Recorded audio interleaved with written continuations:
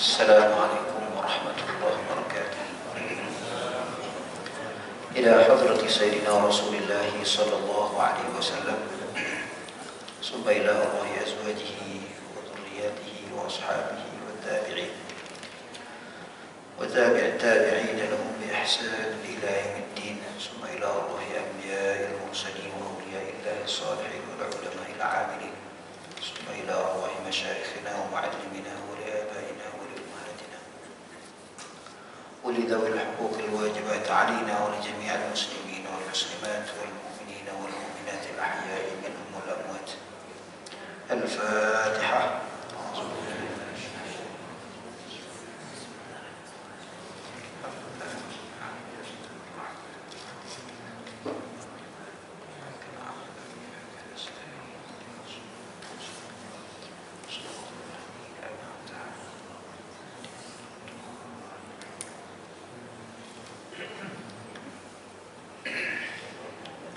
Alhamdulillahi Rabbil Alamin. Assalatu wassalamu ala ashrafil anbiya'i wal mursalin Sayyidina wa maulana Muhammadin wa ala alihi wa ashabihi ajma'in. Qala rabbi shrah li sadri wa yassir li amri wahlul 'uqdatam min lisani yafqahu qawli. Allahumma nawwir qulubana bi nur hidayatika kama nawwarta al-ardha bi nur syamsika abadan abada bi rahmatika ya arhamar rahimin. Amma ba'd. Bantuan pembuat jemaah rahmat Allah Subhanahu wa taala. Alhamdulillah. Nahmaduhu wa nasta'inuhu wa nasta'inuhu wa nastaghfiruh. Syukur kita kepada Allah Subhanahu wa taala dapat kita sama-sama pada pagi ini. InsyaAllah saya akan menyambung kembali kitab yang kita baca dan sangat sesuai pada bulan ini, bulan Ramadan ini. Mudah-mudahan kita dapat mengamalkannya dan mendapatkan manfaat dunia dan akhirat kita insyaAllah.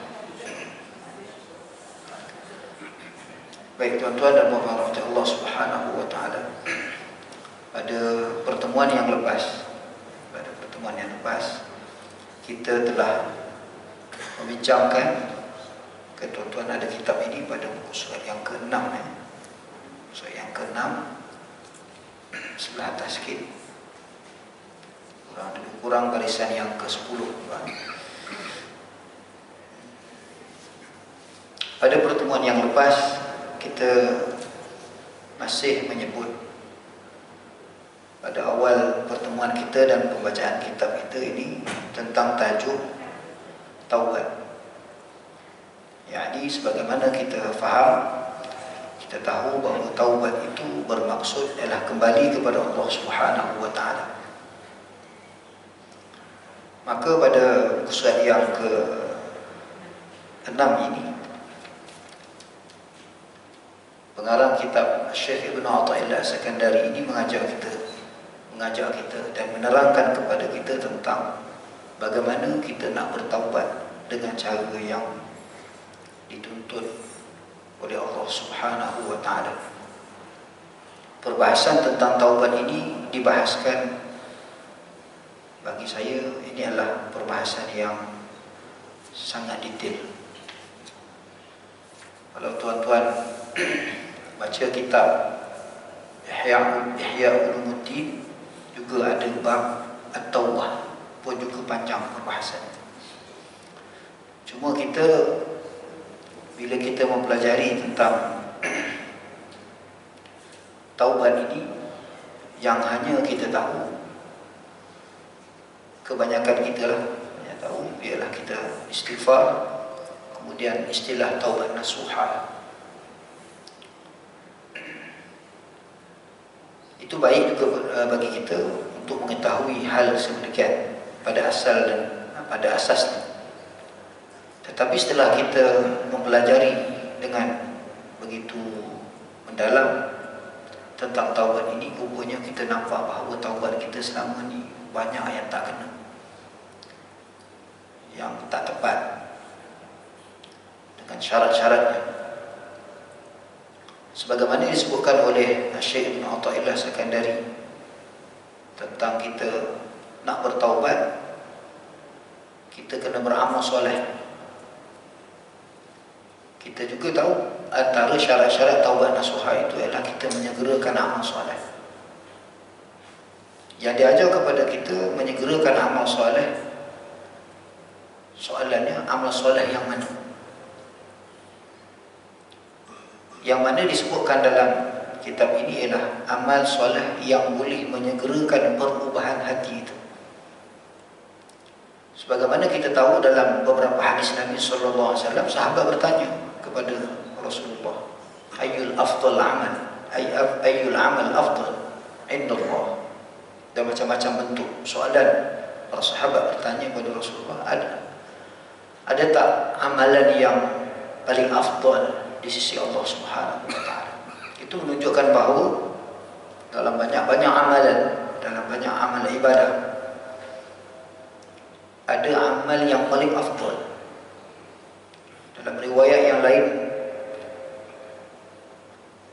amal aqrab. Apakah amalan yang paling rentas, pintas, ataupun paling dekat dengan Allah Subhanahu wa taala? Mana ada amalan afdal, paling baik, paling dekat. Jadi amalan ini ada banyak bentuk. Soalannya, apakah amalan itu? Kita biasa solat 5 waktu. Yang kita tahu solat 5 waktu kita wajib, dan kita ada solat sunat. Maka kita tahu solat wajib lebih penting daripada solat sunat.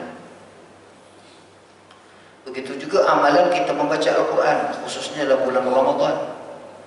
Maka kita pun membaca Al-Quran. Kalau kita tidak mendalami amal ibadah ini dengan cara yang betul, maka kita membaca Al-Quran dan kita solat seperti solat, kalau disebut kalam Imam Ghazali, adalah solat seperti orang awam. Ada yang kita pernah dengar orang cuba mempersendakan, ada pula solat awam, khawasul khawas. Mana dia tahu? Sedangkan Imam Ghazali memecahkan peringkat-peringkat tersebut. Dia kata mana dalam Quran tak sebut pun, dalam hadis tak sebut pun amalan ataupun awam khawasul khawas, khawas dan khawasul khawas. Ulama ni lebih cerdik daripada kita. Mereka lebih faham tentang Al-Quran dan hadis untuk mereka membuat satu kesimpulan kepada kefahaman. Yang kita ni baca kitab, Quran pun kita baca, hanya baca. Hadis pun kita tak habis baca.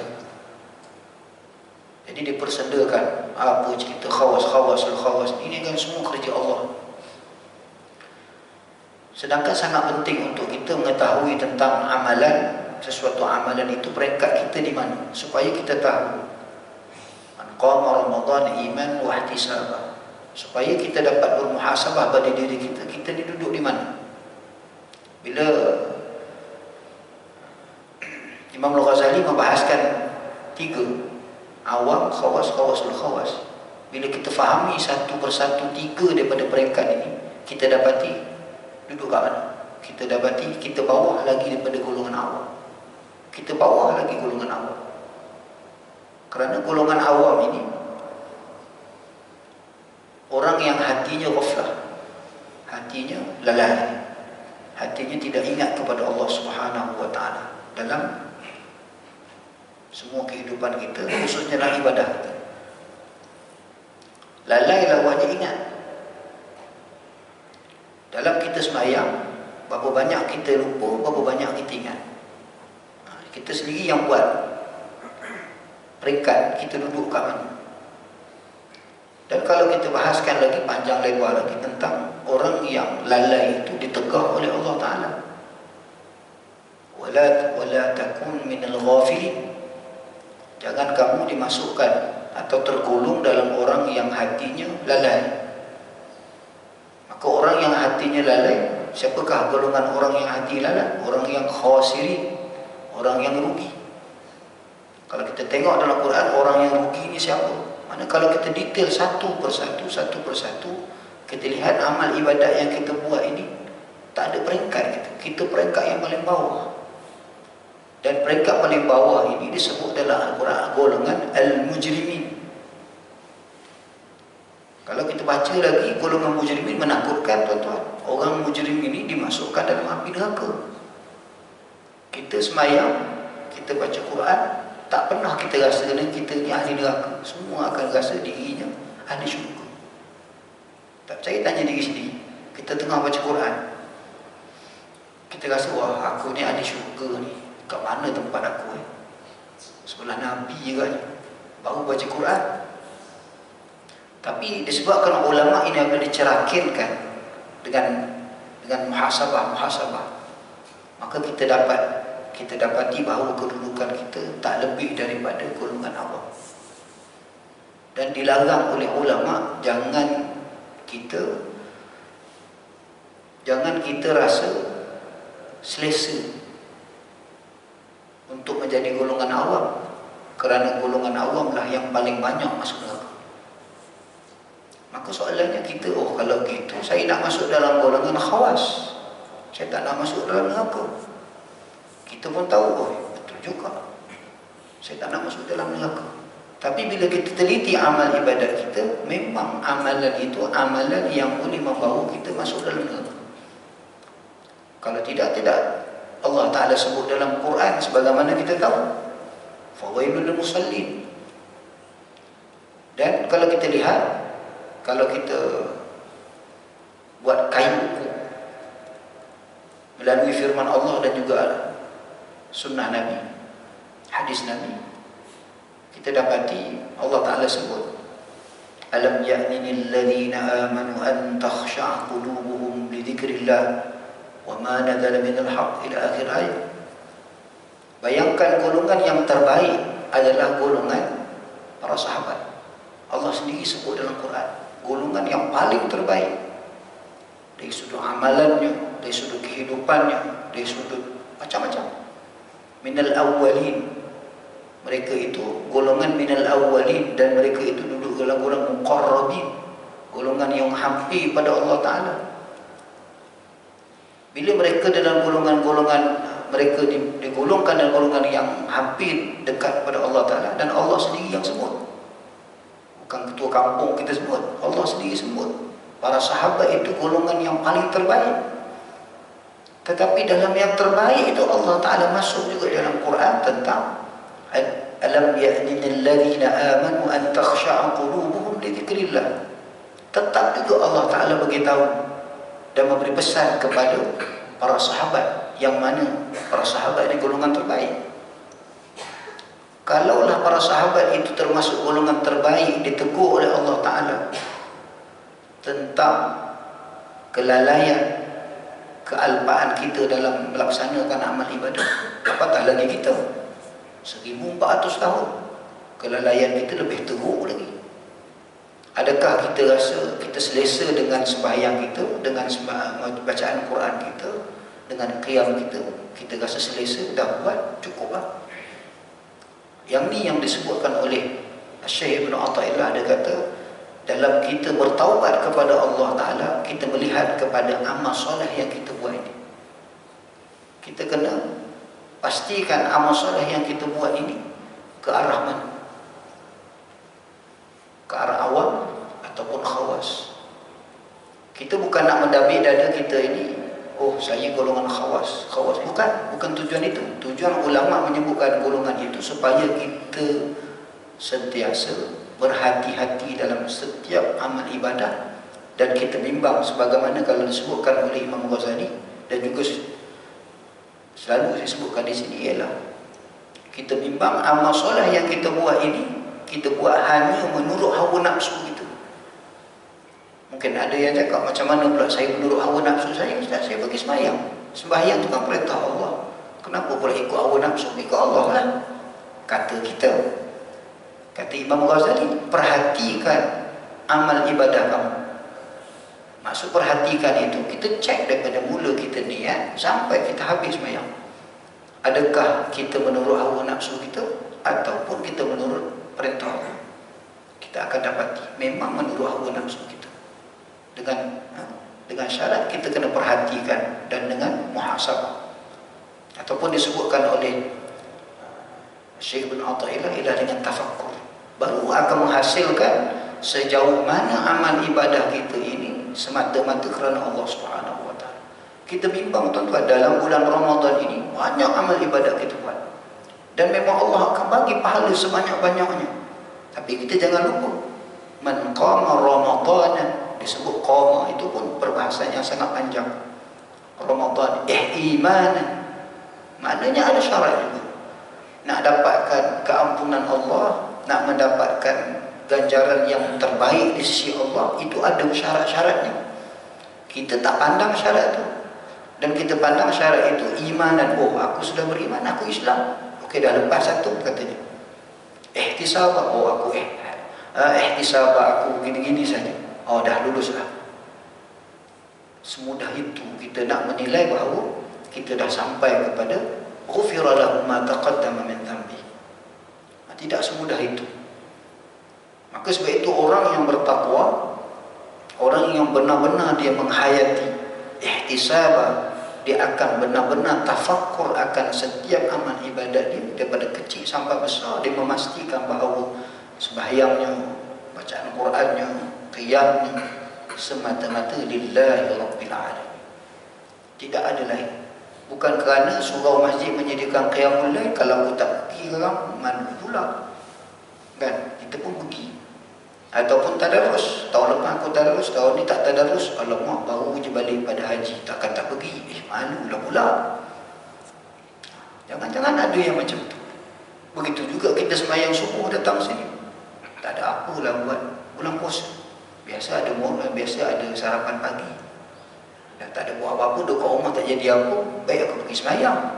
Adakah kita pergi sembahyang tadi lillahi rabbil alamin, ataupun mengisi kekosongan kita, ataupun kehendak hati dan nafsu kita saja? Betul kita berjalan pergi masjid, betul kita takbir sembahyang, betul dalam sembahyang kita baca Quran, tapi niatnya macam mana? Jadi perkara ini sangat penting untuk kita tengok dan nilai. Sebab kita bimbang bila di akhirat esok, kita ingat amal kita ada, rupa amal kita tak ada, kosong.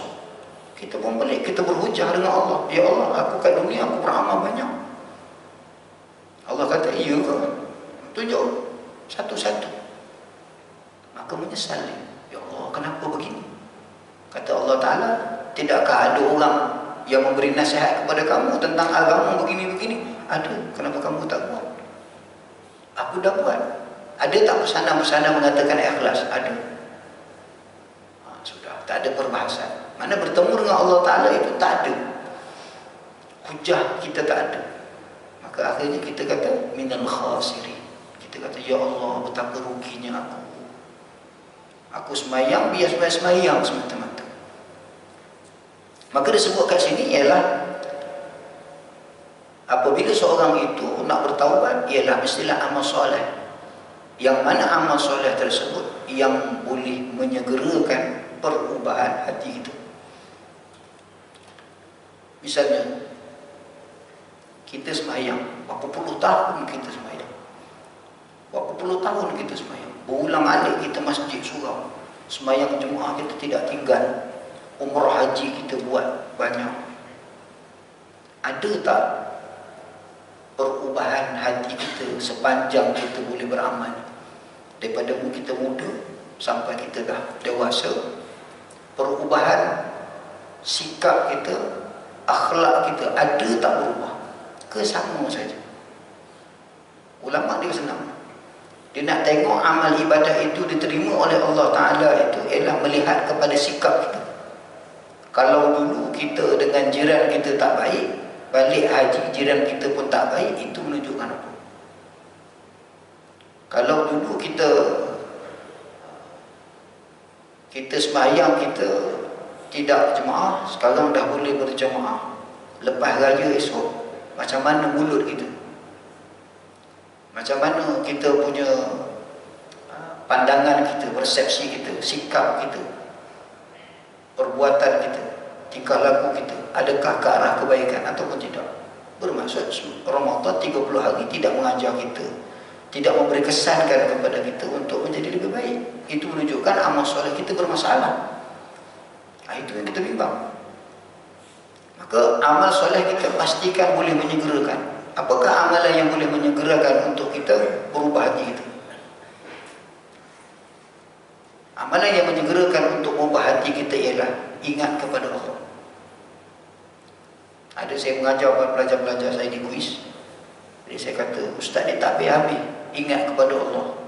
Kelas pertama sampai kelas yang minggu ke-14 ingat kepada Allah juga. Kami dah dengar banyak kali dah, sama je. Nampak macam sama tuan-tuan. Ingat kepada Allah ini ialah satu amalan yang sangat susah sebenarnya. Sebenarnya sangat susah. Kerana Allah Ta'ala sebut satu-satunya amalan yang Allah segera imbal balas. Satu-satunya amalan. Iaitu Allah Ta'ala kata, fadhkuruni adhkurkum. Kamu ingat pada aku ingat pada kau. Tidak ada huruf ataf di tengah-tengah itu. Huruf fa ataupun huruf waw. Tak ada. Summa pun tak ada. Sin pun tak ada. Kalau kamu ingat kepada aku akan ingat kepada kamu. Itu ada lagi akan. Tapi bila Allah Ta'ala fazkuruni azkurkum, itu maksudnya menyegera. Satu amalan yang segera Allah akan ubah hati kita ialah ingat kepada Allah.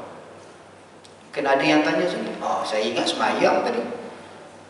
Ingat pada Allah sunat ustaz, semayang wajib. Kita faham macam tu. Sedangkan dalam surah Taha kita belajar, kita baca dalam surah Taha, Allah Ta'ala kata, wa aqimus solata li dhikri. Sembahyang itu matlamat utama adalah ingat kepada Allah. Begitu juga kita baca Quran. Quran itu disebut sebagai al-zikr. Quran itu ialah maksudnya ingat. Tapi dalam kita baca Quran, kita dah habis. Minggu ni dah masuk Ramadan ke 18, 17, 18 juzuk kita baca. Cuba kita tanya kita, 18 juzuk kita baca ini, ada tak kita ingat pada Allah? Ada tak ayat-ayat yang kita baca memberi kesan kepada hati kita, takut kita kepada Allah Ta'ala? Allah nazzala ahsanal hadisi kitaban mutasyabihan mathaniya taqsha'irru minhu juludul ladhina yakhshawna rabbahum. Kita baca Quran, Allah kata antara tanda-tanda orang yang baca Quran memberi kesan kepada hati dia. Memberi kesan kepada hati itu sebab zikrullah tadi. Quran itu mengingatkan dia kepada Allah. Ada orang dia baca Quran, bukan Quran mengingat pada Allah, mengingatkan salah orang kepada Allah. Dia baca Quran, dia baca terjemahan, dia nampak salah. Jiran aku boleh buat macam ni. Ayat ni tak tuju pada kita, tuju pada jiran. Jadi tidak mengingat kepada Allah. Jadi amalan yang mengingat kepada Allah adalah amalan yang boleh menyegerakan hati kita berubah jadi orang yang baik, adalah amalan yang disebutkan tadi. Itu banyak Quran, ayat Quran Allah Ta'ala sebut, terlalu banyak. Tapi kita memandang bahawa ingat kepada Allah ini kita pandang level yang sangat rendah. Alah, zikir kot, yang penting semayang kan. Padahal apabila dia memahami Al-Quran dengan betul, memahami hadis dengan betul, keseluruhan amal ibadat itu intipati dia ingat kepada Allah. Kita puasa, tujuannya ingat pada Allah. Kita semayang, tujuannya ingat pada Allah. Kita sedekah, tujuannya ingat pada Allah. Jadi intipatinya ingat kepada Allah. So ulama ni cerdik, dia kata ingatnya, zikirnya kamu kepada Allah akan menyebabkan sedekah kamu ingat pada Allah. Apabila kamu banyakkan ingat kepada Allah di luar sembahyang, dalam sembahyang kamu ingat kepada Allah. Jadi amalan yang menyegerakan ialah ingat kepada Allah. Jadi jangan pandang enteng, lepas orang sembahyang, orang berzikir. Jangan kita pandang rendah. Jangan kita pandang rendah kepada orang yang ingat kepada Allah. Kerana orang yang ingat kepada Allah di luar sembahyang, insya-Allah dalam sembahyang diingat kepada Allah. Kalau kita teliti satu-satu tuan-tuan, daripada mula kita takbir sampai kita bagi sujud, sampai kita bagi salam, berapa detik kita ingat kepada Allah, berapa detik yang betul-betul kita ingat kepada Allah. Hatta sekalipun kita menyebut Allahu Akbar pun tak ingat pada Allah. Cuba tuan-tuan cek tadi, yang tadi sebenarnya semua paling dekat kita buat tadi. Allahu Akbar itu sekadar pada lidah sahaja. Sekadar pada lidah saja, tak lebih daripada itu. Jadi orang yang ingat benar-benar kepada Allah, lidahnya menyebut, hatinya hadir. Hatinya menghadirkan diri apa yang dia sebut, baru dikatakan ingat kepada Allah. Ia bermaksud dengan apa yang dia sebut. Begitu juga menyebut Sami'allahu liman hamidah, dan dibaca Subhana rabbiyal a'la wa bihamdi. Begitu juga kita membaca bacaan-bacaan yang lain. Alhamdulillahi rabbil alamin, ar-rahmanir rahim. Itu sebutan-sebutan itu semua dipanggil doa, dan setiap bacaan kita ada jawapan daripada Allah Subhanahu wa taala. Itu kan kalau kita teliti betapa bermaknanya solat itu. Sebab itu Rasulullah menjadikan solat itu adalah sangat penting bagi Rasulullah. Kita memandang solat adalah wajib. Bila kita buat saja. Tapi Rasulullah menjadikan solat itu adalah pertemuan Rasulullah dengan Allah secara khusus. Maka Rasulullah buat yang terbaik. Sebab itu tak pelik bila Rasulullah datang bulan Ramadan, Rasulullah sembahyang 1 rakaat berapa juzuk. Suku daripada Quran dibaca oleh Rasulullah. Kenapa? Rasulullah mendalami, menghayati setiap bacaan tadi. Jadi itu antaranya untuk kita bertaubat kepada Allah Ta'ala. Sebelum kita dapat jiwa-jiwa taubat, ialah amal soleh yang boleh menyegerakan hati kita untuk ingat kepada Allah. Barulah kita boleh dapat jiwa yang bertaubat. Kenapa ulama sibuk nak cerita tentang taubat? Kerana taubat merupakan asas kepada penerimaan amal-amal soleh yang lain-lain. Taubat itu menjadi asas utama, prasyarat utama. Kalau kita nak amalan sedekah kita diterima oleh Allah, mesti bertaubat. Kalau kita nak amalan kita, haji umrah kita diterima Allah, mesti taubat. Sebab itu ada ulama menyuruh kita supaya kalau kita nak pergi umrah ataupun haji, apabila kita dah dapat confirmation lah, kita bahasa kita nak pergi haji dan umrah, kita sudah ada niat dan qasad nak pergi haji dan umrah, bermula daripada hari itu kita sudah bertaubat kepada Allah. Kenapa? Kerana kita nak haji dan umrah itu diterima oleh Allah Subhanahu wa taala. Sebab itu disebut bila haji dan umrah, orang kata apa? Haji mabrur. Dia tak kata haji yang sah. Kalau sembahyang sah, haji mabrur. Semoga-moga Allah Ta'ala bagi tuan haji dapat haji mabrur. Sebab apa kena mabrur? Makbul. Sebab dalam hukum fiqh dia tak sebut tentang makbul. Fiqh dia sebut sah, batal. Tuan-tuan pernah jumpa syarat makbul solat dalam hukum fiqh? Tak ada.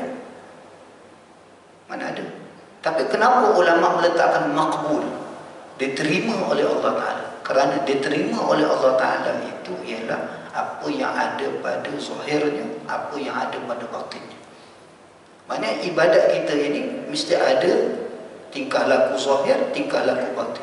Kalau kita hanya fokus kita kepada tingkah laku zahir, itu menunjukkan kita memenuhi prasyarat fiqh, maka sah sembahyang itu. Tapi apabila kita masuk ke level yang satu lagi untuk mendapatkan penerimaan amal soleh kita, makbul tadi, maka kita kena memenuhi prasyarat batin kita. Jadi kalau kita gabung, lengkap. Dan inilah yang menyebabkan segeranya hati kita berubah. Jadi disebutkan oleh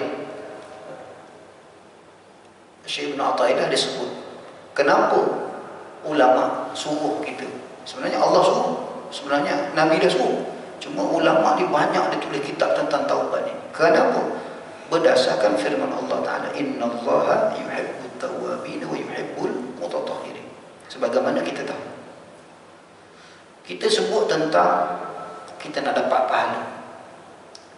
Bulan Ramadan ni semua nak cerita tentang syurga, nak masuk dalam syurga Rayyan. Banyak kita puasa, tapi tidak semudah kita boleh masuk begitu. Jadi cara paling tepat dan paling cepat untuk mendapatkan syurga Allah Ta'ala ialah kita mendapatkan kasih sayang Allah Ta'ala. Maka Allah secara jelas sebut dalam Quran, nak dapat kasih sayang Allah Ta'ala mesti dengan taubat.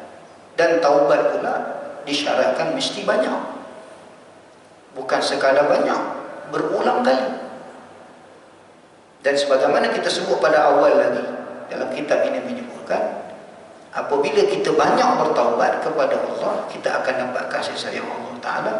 Tetapi taubat tadi bukan sekadar banyak, tetapi menyeluruh.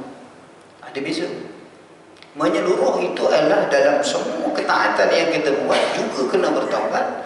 Apatah lagi tentang kemaksiatan yang kita buat juga kita kena bertaubat kepada Allah.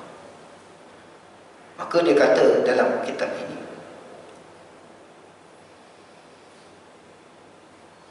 dan hanya saja mengambil faedah dengan suatu oleh orang yang mengetahui ia akan qadarnya, yakni nilai taubat tadi. Adapun orang yang tiada mengetahui ia akan qadarnya, maka tiada mengambil faedah ia akannya. Orang bila tengok taubat, dia pandang sebelah mata saja, dia takkan buat apa-apa. Taubat, aku dah taubat dah, malam Lailatul Qadar nanti kita bertaubat lah, malam ganjil kita bertaubat lah. Ini tuan-tuan, kalau ikut kata para ulama punya kiraan, Jumaat, Khamis, Jumaat, Sabtu dan Ahad dekat ini malam-malam penting. Sebab kalau kiraan Imam Ghazali bermula hari Khamis, akan jatuhnya Lailatul Qadar pada hari, dia ada sebut Khamis, Jumaat, Sabtu, Ahad dekat. Maka kalau orang yang memandang Lailatul Qadar itu adalah sebaik-baik malam, apa dia akan buat? Dia akan beribadat banyak-banyak. Tapi kalau orang yang berilmu, dia bukan banyak ibadat itu. Dia akan melihat ada tak amal-amal yang boleh mencegah daripada amal ibadat itu tidak ada terima oleh Allah. Itu beza antara orang yang tahu dengan orang yang bijak. Bila nak masuk kita nak kejar kepada Lailatul Qadar, kita beramal dengan amalan orang yang bijak, bukan beramal dengan amalan orang yang tahu. Amal dengan orang yang tahu, dia akan buat sebanyak-banyaknya, bagus, banyak, tapi soalannya diterima ke tidak. Jadi orang yang bijak tadi, bila dia ambil satu-satu masa yang penting, dia beramal dengan sebaiknya, bukan pada kuantitinya, tetapi pada kualitinya. Dan itu memang berlaku di kalangan para sahabat begitu. Hatta sendiri Rasulullah SAW sendiri begitu. Cuba kita tengok tuan-tuan. Kita tahu Lailatul Qadar adalah malam terbaik. Kalau kita lihat malam terbaik, dah tentu Nabi akan beramal dengan sembahyang beratus-ratus rakaat. Tapi kita kena ingat, dalam peristiwa telah mencatat sejarah bahawa Rasulullah tahun akhir Rasulullah wafat dalam bulan Ramadan, Rasulullah banyak duduk daripada berdiri. Tuan-tuan tengok, baca dalam hadis 20 awakhir Ramadan Rasulullah duduk dalam khibahnya, tak bangun, menunjukkan Rasulullah tak sembahyang. Betul, Rasulullah buat apa? Inilah yang kita sebutkan tadi, iaitu Rasulullah banyak muhasabah. Apa muhasabahnya? Istighfar. Apa muhasabahnya? Zikrullah dan tafakkur. Tapi mesti kita akan, takkan Rasulullah tak sembahyang banyak. Dah memang sebut dalam hadis. Aisyah berkata, Ramadan yang terakhir, akhir Ramadan Rasulullah nak wafat, Rasulullah menambahkan daripada 10 akhir Ramadan Rasulullah i'tikaf, ditambah kepada 10 lagi, bermaksud 20 akhir Ramadan Rasulullah akan duduk dalam khibab dia. Yang kita tahu Rasulullah i'tikaf. Bila kita sebut i'tikaf macam ni, bolehlah berdiri sembahyang? Tak, Rasulullah duduk dalam khibab. Khibab itu, dia punya saiz dia hanya boleh Rasulullah duduk saja. Melunjuk kaki pun tak boleh. Itu Rasulullah buat apa? Jadi itu menunjukkan kualiti dalam amal ibadat tadi. Rasulullah sangat tahu sembahyang kita tadi perlukan kepada muhasabah, perlukan kepada taubat, perlu kepada kualiti untuk memakbulkan amal soleh. Dan sering saya sebutkan, bukan hanya Rasulullah, sahabat yang paling hampir dengan Rasulullah, iaitu Sayyidina Abu Bakar As-Siddiq pun begitu. Tuan-tuan baca, Sayyidina Abu Bakar itu dia akan duduk lama, sembahyangnya sikit. Kata anak dia, ayahku kalau malam sembahyangnya sikit. So, sehingga orang mengatakan bahawa, orang menyangkakan Sayyidina Abu Bakar ni tak banyak amalan. Macam mana? Sehingga Sayyidina Umar bertanya, apa amalan yang menyebabkan Sayyidina Abu Bakar dimulia oleh Allah? Bila dia tanya, sembahyangnya tak banyak. Lepas tu dia buat apa? Itu jawapannya tadi. Sebab Sayyidina Abu Bakar itu, dia sangat bijak dalam beramal soleh, iaitu memilih amalan yang menyegerakan perubahan hati. Maka disebutkan bagaimana keadaan Sayyidina Abu Bakar apabila malam menjelang. Qiyam dia macam mana? Kita akan banyak semayang, semayang, tak berhenti. Sayyidina Abu Bakar dia akan angkat lututnya, dia duduk, dia angkat lutut dia, dia akan peluk lututnya, dan kepalanya dia akan tunduk kepada kepala lutut dia. Kata anaknya, sampai subuh, dan basah bajunya. Kenapa basah bajunya? Kerana menangis. Soalannya, Sayyidina Abu Bakar buat jahat ke?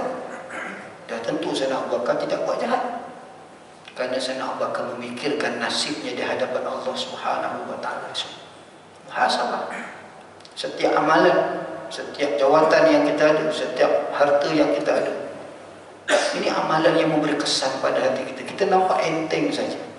Sebab itu Allah Subhanahu wa taala menyebutkan dalam Al-Quran tentang amalan yang menyegerakan ini, mesti dia ada buat dalam dua keadaan, dua bentuk, yang mana kita mungkin faham tak fahamnya, tapi Allah sebut dalam surah Ali Imran ayat 191, iaitu Allah Ta'ala, alladzina yadhkuruna Allah qiyaman wa qu'udan wa 'ala junub wa yatafakkaruna. Ingat kepada Allah Ta'ala mesti dibuat bersekali dengan yatafakkaruna. Ini amalan saya tengok masa mula-mula saya belajar, tuan-tuan, kita nak faham, macam mana nak faham ingat dan tafakkur.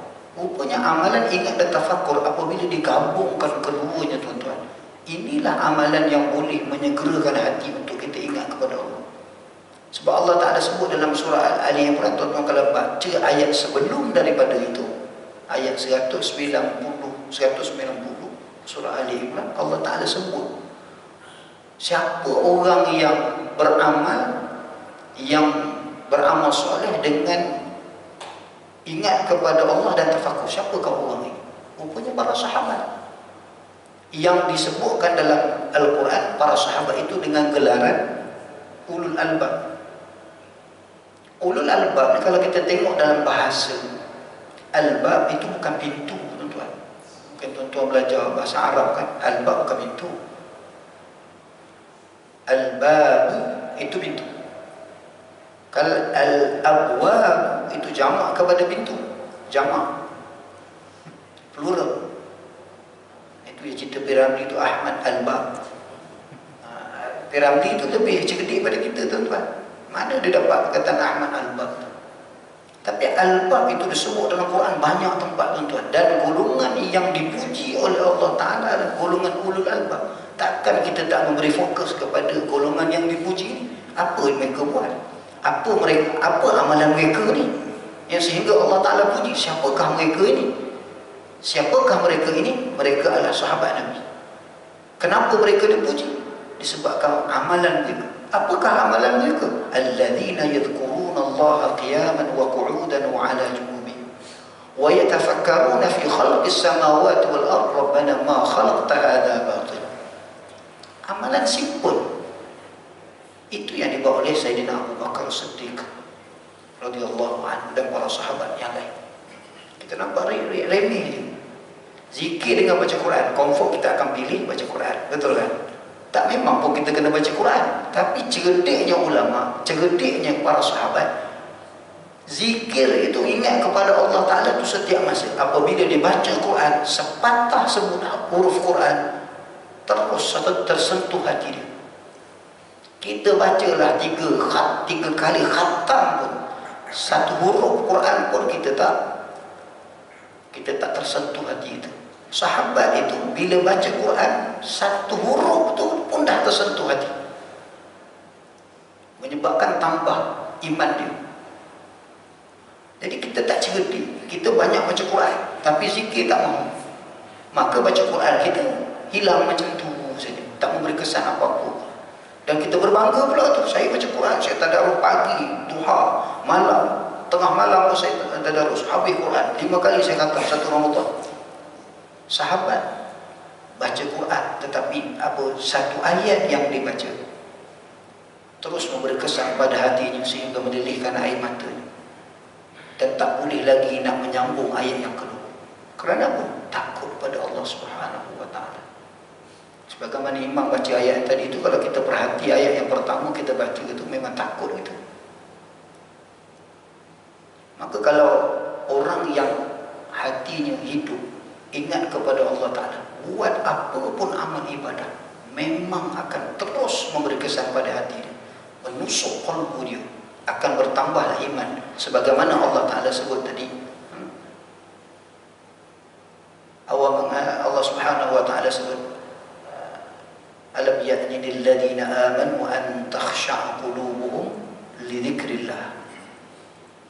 Apabila kita dapat baca Quran tadi, dan ayat-ayat seterusnya menceritakan membaca Al-Quran tadi akan menyebabkan hati khusyah kepada Allah Subhanahu wa Ta'ala, dan menyebabkan kita bertambah iman. Itu kesan. Tapi kita banyak solat, kita banyak sembahyang, tak ada kesan apa. Habis sembahyang 20 rakaat, terasa tak bertambah iman? Tak terasa. Macam mana kita nak rasa, Ustaz? Saya pun susah nak jawab. Sebab setiap orang dia akan merasa pada jiwa dia. Kalau hari-hari 20 rakaat dah tentu sangat beriman. Tapi kita banyaknya 20 rakaat, habis. Tak tahu benda pun. Rugi tuan-tuan, sangat rugi. Dan kita ulang tahun depan, dan ulang lagi macam tu. Tidak memberi fokus kepada amalan-amalan yang boleh menyebabkan amalan harian yang kita buat ini memberi kesan kepada jiwa kita. Sebab itu kitab ini disebutkan sebagai tahdzib an-nufus, untuk mendidik jiwa kita. Maka kalau kita tak kenal kepada akan taubat kita, bagaimana kepentingan taubat kita, maka kita akan, kalau kita tak nampak pentingnya taubat tadi, kita akan biarkan taubat itu biasa saja. Kita memandang istighfar itu amalan biasa saja. Sedangkan istighfar itu setiap diselangi amal ibadah itu mesti istighfar yang mendalam. Misalnya jika engkau hambur permata yakut di hadapan dan engkau hamburkan syair atau padi, nescaya syair terlebih suka binatang kepadanya, kerana tiada mengetahui binatang itu akan faedah permata. Dibuat contoh tuan-tuan. Kalau kita kata anjing ke binatang, kita ambil emas, kita ambil permata, intan belian, kita tabur kat dia, dia ambil tak tuan-tuan? Dia takkan ambil. Tapi kalau kita bagi makanan, daging ke apa kepada dia, daripada permata dengan daging, dia akan ambil makanan yang dia boleh makan. Kenapa? Dia kenal akan makanan itu lebih utama untuk dia kenyangkan perut dia daripada permata. Kalau dia makan tak kenyang. Begitulah dalam amal ibadah, seorang yang dapat mengetahui akan pentingnya taubat tadi, dia akan pentingkan taubat daripada ibadah-ibadah yang lain.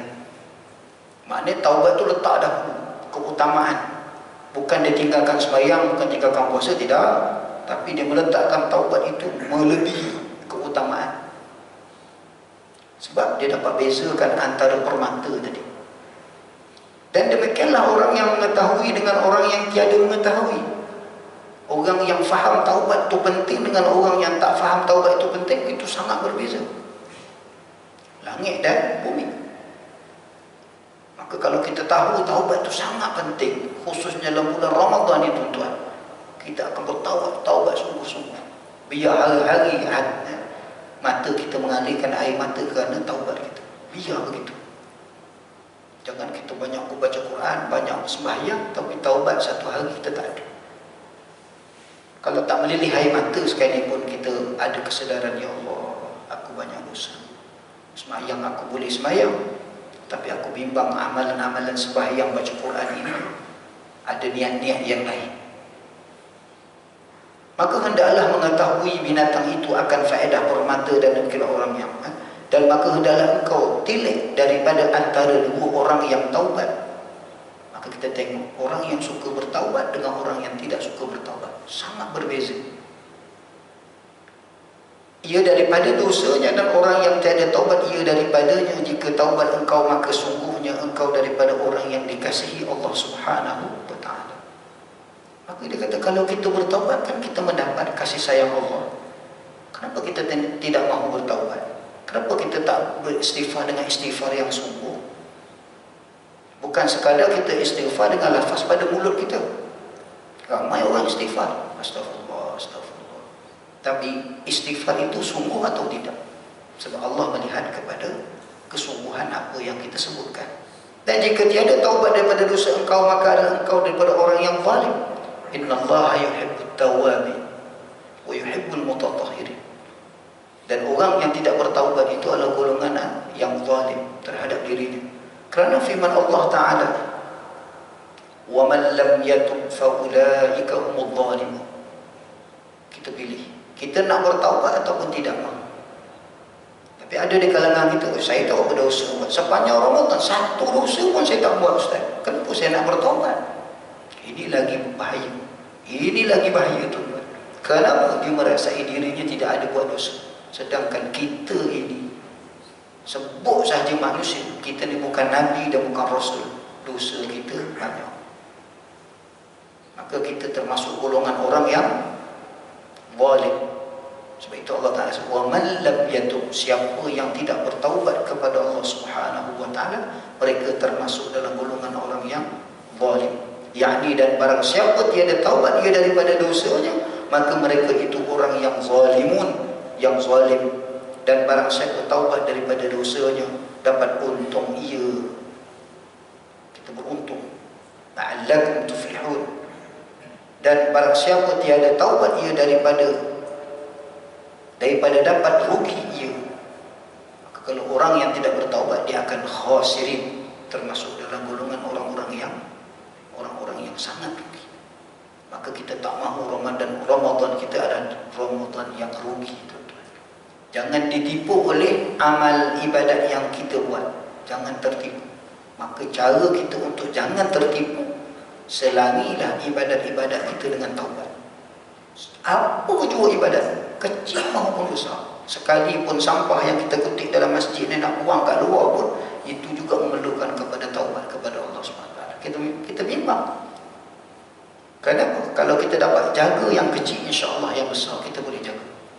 Maka mudah-mudahan Allah Subhanahu wa ta'ala menjadikan kita wa ja'alna minat tawwabin. Allahumma ja'alna minat tawwabin wa ja'alna minal mutatahhirin. Jadi saya rasa setakat ini saja dahulu untuk kita pada kali ini. Insya-Allah kita akan sambung pada bulan hadapan dan akan bertemu di hari raya. Ucap selamat raya boleh tak boleh? Faham-faham je lah, maaf saya batin lah, insya-Allah. Dan insya-Allah kita mudah-mudahan kita masuk hari raya nanti, tuan-tuan, kita di kalangan orang minal faizi wal a'id. Jangan pandai kita menyanyi, tuan-tuan. Syarifah Aini menyanyi apa? Dia sebut tu adalah bagi orang yang bertaubat, tuan-tuan. Tuan-tuan cek betul-betul. Minal a'idi wal faizi itu maksud kepada orang yang diampunkan oleh Allah Ta'ala, tuan-tuan. Jangan kita salah faham untuk nyanyi ya.